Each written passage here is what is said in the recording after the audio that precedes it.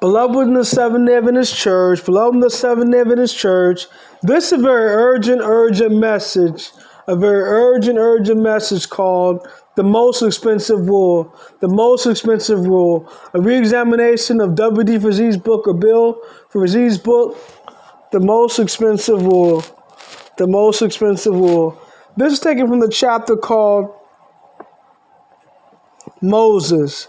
It may be said that somebody came along and said to Moses, Moses, what are you doing here anyway? A man with your talent and training. Why anybody can do this? Of course, Moses, you are not just anybody, you are somebody. Man would have dispensed with that long period of toil and obscurity, deeming it a great loss of time. But infinite wisdom called him who was to become the leader of his people to spend 40 years in the humble work of a shepherd. Patriarchs and Prophets, page 247 and 248.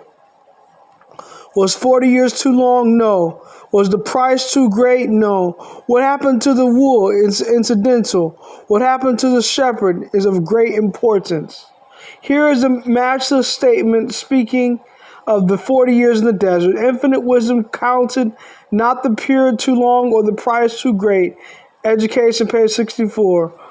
One of these days, you and I, if faithful, are going to join and sing a song on the sea of glass.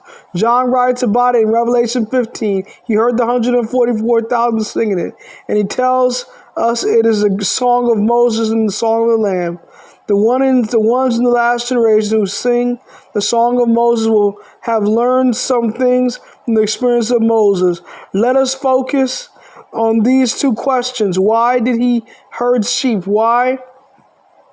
For 40 years. To understand that we shall not have to see some things which happened before that, period in the desert. To appreciate it, we will need to note some things that occurred afterward. Now, beloved, within the Adventist Church, Hebrews chapter 11 says that Moses, when he had come the years, refused to be called a son of Pharaoh's daughter, refusing the riches in Egypt, but he desired to suffer affliction with the children of Israel. Who the children of Israel? Those are despised slaves of Israel. He wanted to suffer, as it were, as black people today. He wanted to be of the 9/10, not the 1/10, the W.E. Du Bois 10th, who are ruling the masses, but of the regular masses that were like janitors and cooks and tradesmen and plumbers and